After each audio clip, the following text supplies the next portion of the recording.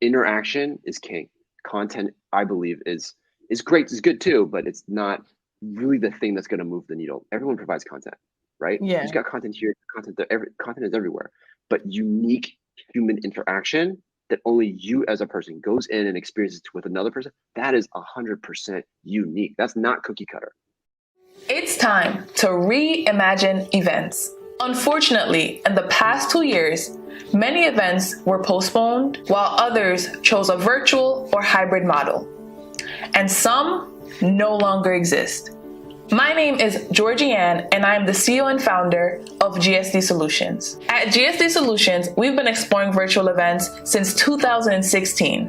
And in the past 18 months, we've produced over 200 virtual events. We're inviting virtual platforms, industry experts, and service providers to talk to you all about what the events industry will look like. Welcome back to another episode of Events Reimagined. This is a content series brought to you by GSD Solutions, all about how we have been able to reinvent and reimagine virtual events and just events as a whole. If this is your first time tuning in, my name is Georgie-Ann, and I'm the CEO and founder of GSD Solutions. We are an agency that focuses on business development and workforce development, and we do that through virtual event production. Today, my special guest is Hoyin, the founder and CEO of Remo. Remo is one of the platforms that we've been using for a very long time, since 2019. And now we're coming up on 2022, and Remo has really changed the game of what it really looks like to produce virtual events, especially virtual events that focus on connections and networking. So I'd love to pass it over to Hoyin to just give me a quick introduction. Tell us a little bit about yourself. Sure. Thanks, Georgie. Thanks for having me on. It's so great to be on your show, and I'm excited. So thank you. Yeah. So a little bit of myself. So like I started off my entrepreneurship journey probably about, I want to say, now it's like about excuse me, 6, 7 years ago, and I started off doing like selling things on Amazon. I then created a my own SaaS company in the social media realm, and after that, I did like mobile marketing. And eventually, when I did a lot of when I had my own social media company, I I started to get really disenchanted with social media, and this was probably 5, 6 years ago. You know, Wow. the echo chamber polarization that we all kind of saw or seeing now in our political and just general discourse. I got a really good glimpse of it pretty relatively early on, and Mm-hmm. that kind of led to my disenchantment. Like I just didn't like what I was seeing, um, and I just felt, I didn't want to be really involved in social media anymore. Um, but what I realized was that social media was really kind of an experience that I felt wasn't very human. It wasn't that Mm, authentic. And I found it very difficult to meet new people through social media. It's great if you already know them, yeah. but if you don't know them, it's incredibly difficult. In fact, it can be very unpleasant, as we all know today. Mm-hmm. And so then I started trying to shift my mindset in terms of like what I really wanted to do in my life, and that started kind of like crafting my sort of overall mission, which is I want to build authentic conversations that drive meaningful relationships online through video. And so, and this kind of leads to your next, I mean, maybe you got this question, but it might lead to your next question, which is like, you know, I, I really kind of, that's kind of basically led me to create Remo in the first place. I had remote teams at the beginning. I had remote teams like I've been leading remote teams for over like 6, 7 years since I started my entrepreneurial journey. Mm-hmm. And leading remote teams back in the day was much harder. Like there weren't that many tools. Like there weren't Slack. There Yeah, wasn't like Zoom in or all Google these like Meet. there wasn't as much of this stuff. Some of it was here, but not to this level. And it was hard to connect with each other in a human way. And it was just text chatting. Imagine running a company with just text chat with no video conferencing. Some companies do this, but it's very difficult, extremely difficult, right? So I realized how difficult it was, and so we created Remo initially as a virtual office, and then later down the road we pivoted into virtual events based off of some experimentation and just like exploration, and found that virtual events achieves the goal that I mentioned, authentic conversations that build meaningful relationships much more effectively. And at the base level, um, yeah, that's kind of like how we originally kind of our path and how we were developing remote prior to the pandemic. Nice. Thank you so much for that breakdown. And again, we've been having a bunch of conversations, and I'm really excited to have you share some of that, history with the audience, because a lot of platforms came out of the pandemic, right? They started to build, or they were created because of the need that was presented of wanting online connections. We didn't have in-person events as an option anymore, but you started creating Remo from when in-person events were around. So can you talk to us a little bit about what that experience was like in the early days of Remo, 2018, 2019, when people, weren't so keen to virtual? Oh yeah.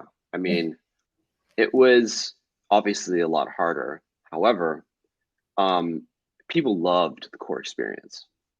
So when we started, we I remember back then, when I first started, I started sponsoring and running those events myself. Like, I would talk to anyone who would be willing to do it with me, and I would run the event on their behalf. And what I targeted, literally, obviously I'm in the events industry now, but like doing relatively simple events, not complex events that you do, Georgie. But it's it's like I remember I did a lot of women in tech events, a lot of Mm, women focused events. mhm. And what's interesting is like women in tech and women focused events, why it works is because um, a lot of women don't necessarily have the time to network or to go to events if they have a family, and their schedules are just too Crazy. you know crazy and not very flexible. But so I helped this woman in tech nonprofit in Europe, and they had women from all over Europe attend it. And when I saw that, it just like that just lit up bulbs in my head. I was like, okay, this makes sense. We're actually solving a problem here. Mhm. And then what made it even more was I remember this one time there was a bunch of ladies that met at my event, and then they started their own mastermind group from my event, Mhm. and I knew one of them. And when I talked to her, like maybe 7 months later, after that event was hosted, she was like, "Hey, Hoyin, remember that one early event that you did for a woman in tech and etc." I was like, I met like 5, 6 ladies there. I'm still talking to them. We still meet on a weekly basis. Mm. And I hear those stories all the time off of from people who use Remo. That makes me feel really great. That makes me get that fuzzy feeling myself. I'm like, wow, like that is what Remo is about. And in those early days, people were really engaged with that model. Now, there's a lot of people that didn't buy into it. They didn't get it. They didn't understand it. They didn't understand what a virtual event was. Only thing that was there was called virtual summits, where people pre-recorded Mhm. and just played the video. It wasn't even live. It was barely. Some of it was live. Not all of it was live. It was just pre-recorded. And that was the state of virtual events back in 2019, which is pretty crazy. So we've gone really far, really fast. And it was mostly not something that event people were in. Like it was like you would never meet a person that was in the events industry doing this type of stuff. Never in a like never ever. But now of course there's a lot. So that back then it was, but then we were able to gain traction with the individuals, people who had communities and people who were doing webinars and podcasts, that kind of people.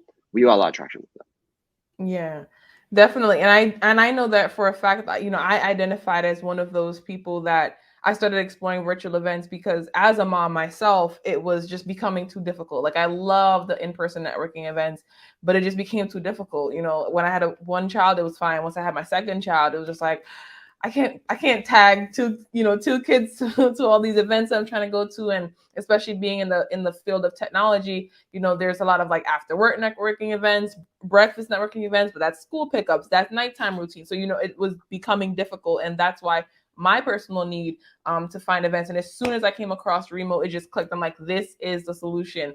And I remember going to talk to people in my network, and I was building out different tools already at the time, and I had hosted 2 virtual summits by then, and saying, hey, Remo is you got to use this, you have to use this, you have to. And this was like late 2019, early 2020, and people were just like, we're doing in person. And then literally 2 months later, when it's like March 2020, everyone was like, by the way, hey, can you come and talk to us? And I'm like, yes, let's go, let's make it happen. I mean, talk about timing for you too, Georgie. I mean, that's crazy timing. Like, that's not like, you know what I mean? That's not like, oh, you were, it's like, whoa, the timing is like impeccable. Like, I feel like, yeah, I mean, there's just some things in life you're just like, whoa, like that's just too crazy in terms of timing. But I can't imagine you having 2 kids. Like, having 2 kids going to physical events is incredibly hard. Like, I can already understand that. Even having 2 kids and doing events at home can also be a struggle too, because it's like organizing events is not something like you can just step away from or something. Like, you got to be focused. Like, it's pretty intense. So kudos to you, man. Kudos to you as a mother. Thank you. And it's a crazy ride, but we figured it out. And so now I want to talk a little bit more about Remo. So like you said, you had it from before the pandemic and everything got crazy, and none of us expected for virtual to come so fast, so soon. We all knew it was coming. We were saying, in conversations, maybe 5 years out, maybe on a nice day, 3 years out, but never did we expect it was 2 to 4 months out. And so, from that point, and when the pandemic first hit, how did you have to reimagine Remo? Talk to us about those first 6 months. COVID is hitting, everyone's home, schools are closed. What was that experience like for you as well as for Remo as a company? I mean, it was obviously very unreal, because all of a sudden we started getting a bunch of leads come in, and we're just like, oh, what's going on? And then we were able to connect the dots when I started talking on the phone with people.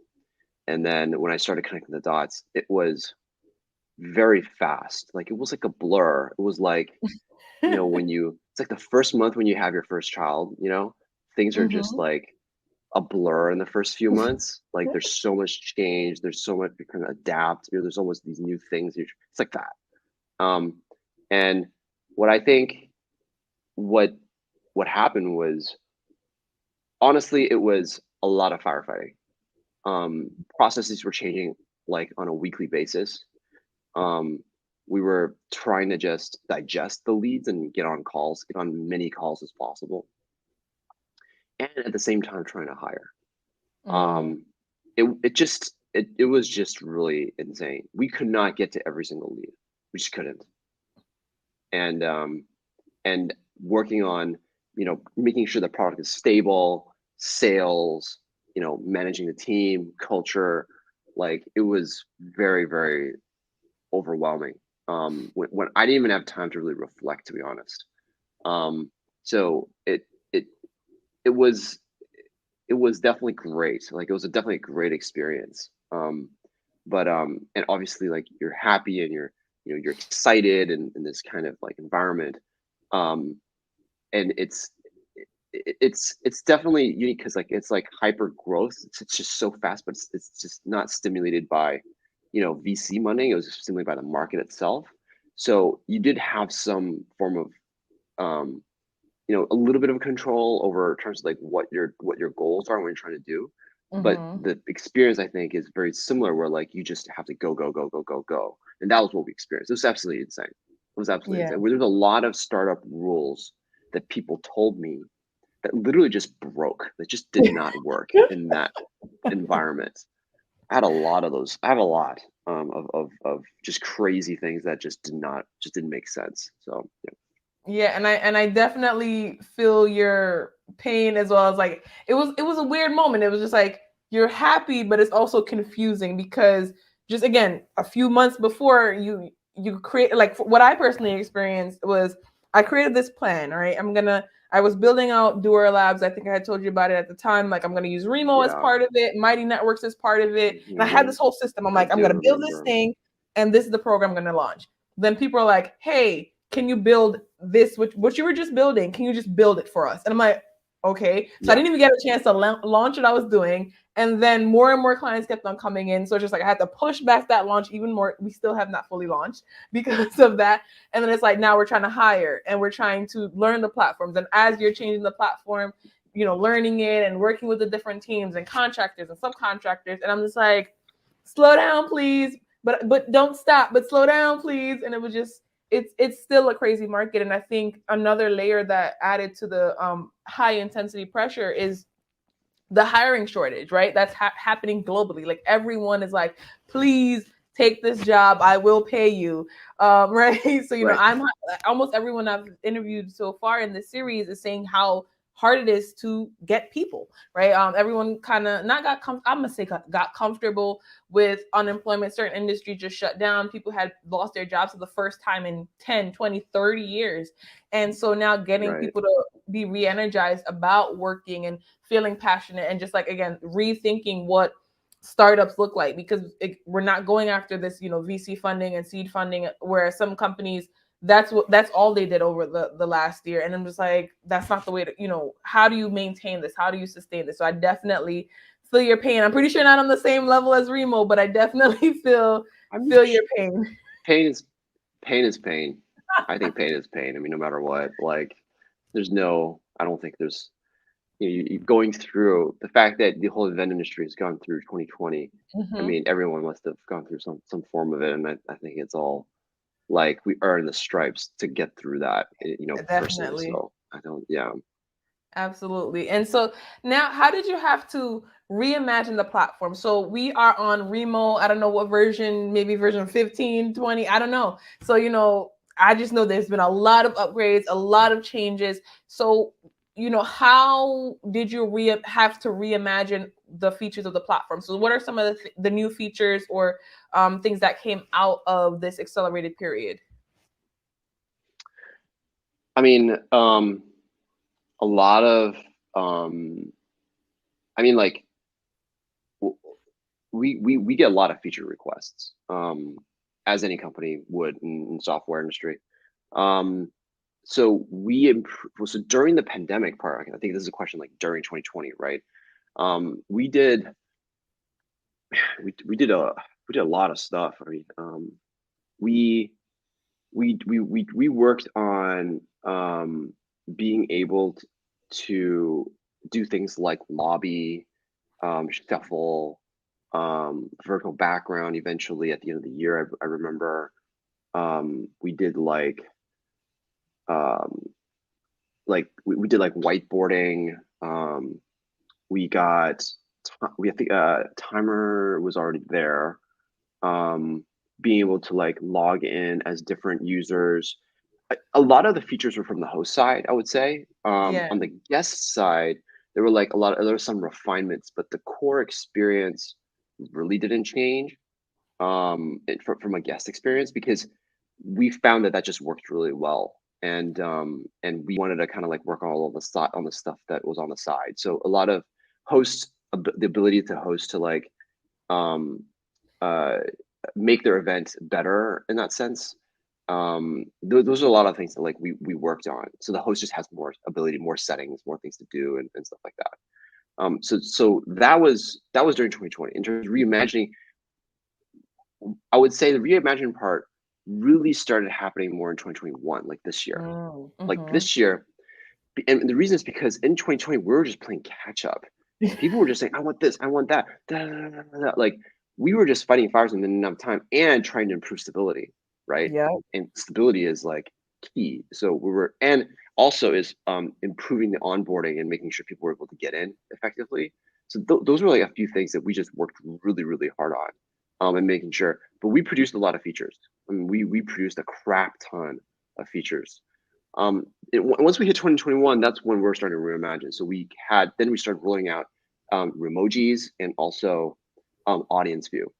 That was big. Now that's sort of where we're trying to innovate again. and also where so we also we went through the virtual background as well around 2020, 2021. And then this year we started to improve a lot on stability. We focused a lot on stability. We've totally revamped like the onboarding flow. And then of course the most recent thing that we launched was building linking. Yeah.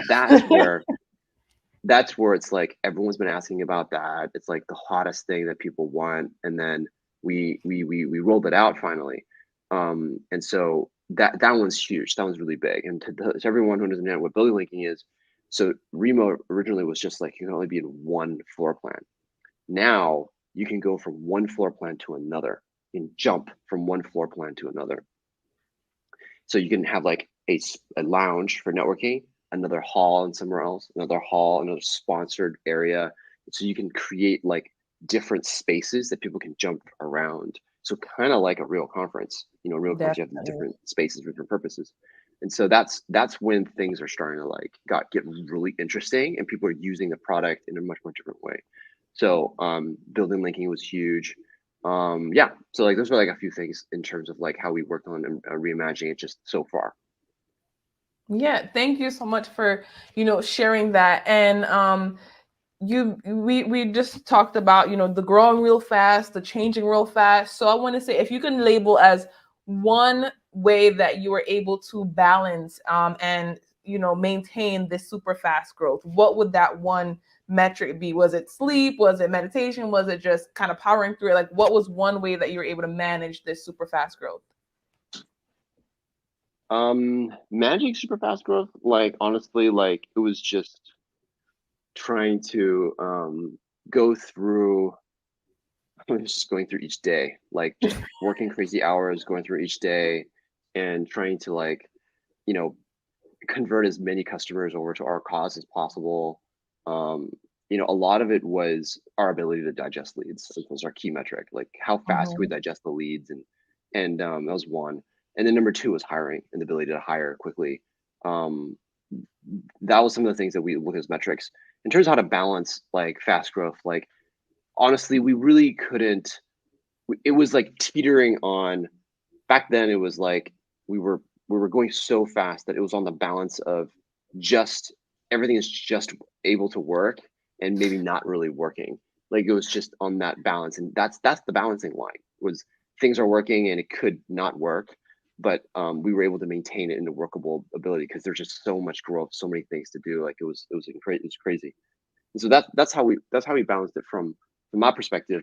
But honestly, like a lot of the balancing actually happened in 2021. Like I felt like that time was your drive. You know how Back to the Future. Back to the Future, like you drive the car, the DeLorean car, and just leaves like a trail of fire. Imagine that. That's like your startup. You're driving super fast. You're leaving a trail of fire, and then you then slow down, go back, and try to like put out the fire as you're driving. So that's kind of how it felt. Like we're going backwards and like fixing a lot of the stuff that we didn't have time to fix, or not focusing on the things that we should have done, but we just didn't have time to do. So like culture, process, like all this type of stuff. So that's really what 2021 was about, was this self-reflection and going back and really just, okay, we've gone through this intense growth phase. Let's calm down, let's take a step back and reflect and review. Yeah, and so now I want to, start. We're about to come to the close of the conversation, so I want to ask you, two more questions. And what if you were to able to label it was potentially a mistake that you made while going through all of this, right? A lot of things happen well, but do you think if you could go back in time and change one thing, do you have? And again, like you said, you're going back and putting out fires. Is there one thing that you would have said, I wish I had known this would have led to this, and we could have just put that one out at the time?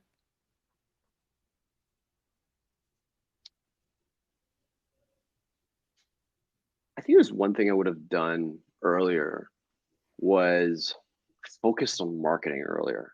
I think because back then, like we didn't really there wasn't need for marketing. Like all the leads just kind of came in by themselves. So we didn't really have the need for focusing on marketing. I think if I had to go back in time, I would have tried to do it earlier, not so late. That's probably the biggest thing. And so now we're doing it now, but I would have preferred to do it earlier. Yeah, I would say that's what I wish I could have done. Yeah, and marketing has also been another industry that has really evolved, because before you'd catch people on their screens and their moments, and from the iOS changes to just how we are able to market and communicate to people has transformed so much. And so my last question is, just tell us a little bit more about Remo some more. When should people best use Remo? What are, some coming up things that you're excited for Remo? So let us know some, use cases and some exciting things happening at Remo. Yeah. So Remo, the more that we develop Remo in our journey, the more that we realize that Remo is about, like, it sounds really generic, but it's really about creating this like human experience, the most human centric as possible experience. And what Remo is really great for is, like, if you want to create an experience that's super interactive and engaging, that's what Remo is great for.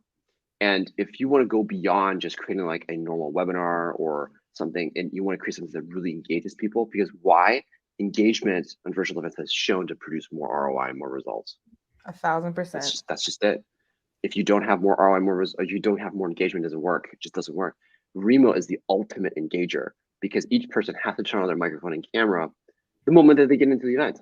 You're automatically actively engaged. You're leaning in, not leaning back, right? So what Remo is great for is obviously it's for networking, but honestly, it's great for anything that you want to do that's continuous engagement, what we call continuous engagement. Continuous engagement means, like, you want to host events on a frequent basis, so that you can engage with them frequently. That is how human beings operate and how they engage and get deeper into something, right? So that's what Remo is for. When people should not use Remo, I think if you're just using it for just a webinar, like, then you should not use Remo for sure. That's because that we're definitely not the right fit for that. But if you're looking for something that's truly really engaging, brings people together and network, that's like the key. If you're trying to recreate that human experience that people get online, that's what Remo is.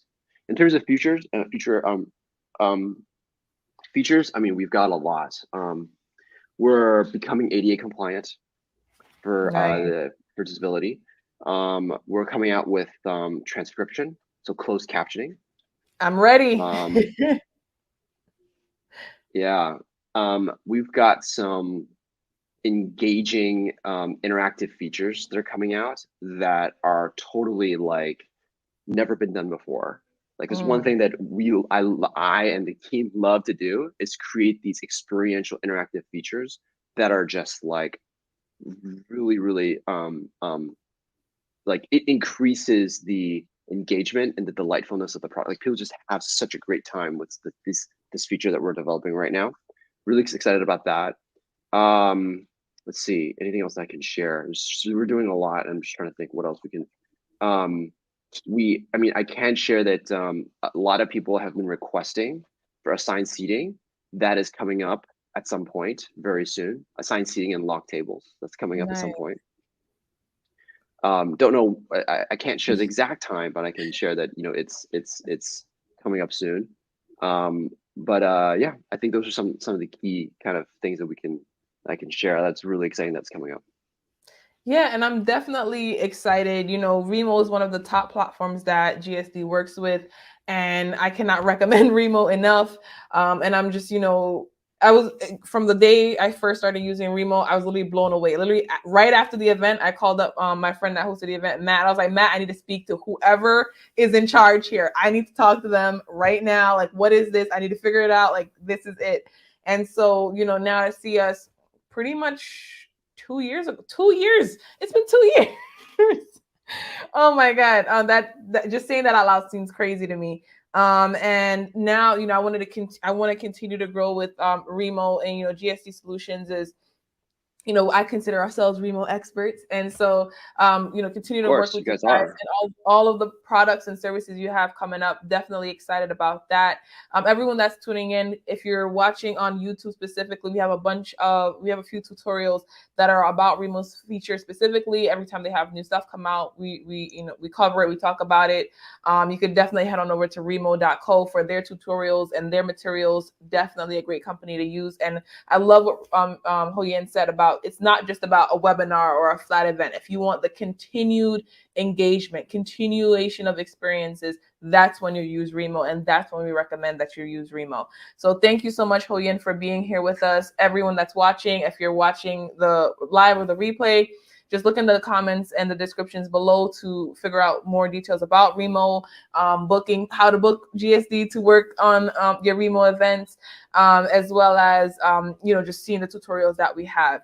Any final pieces of advice that you have for people in the events industries, other software companies, just anyone that is in events, Hoyin, before we head out?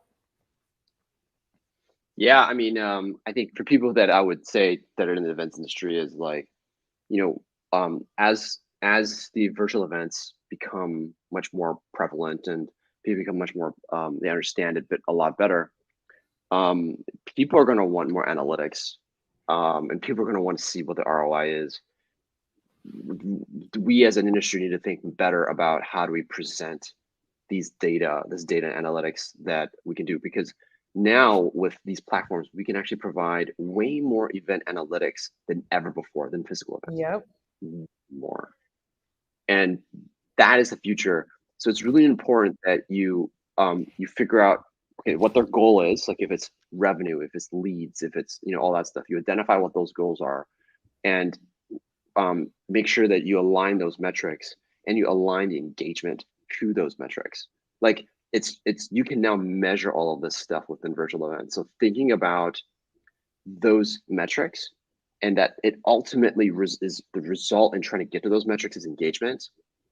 That is what you will succeed in, and engagement is key. The more you engage, the more that they're going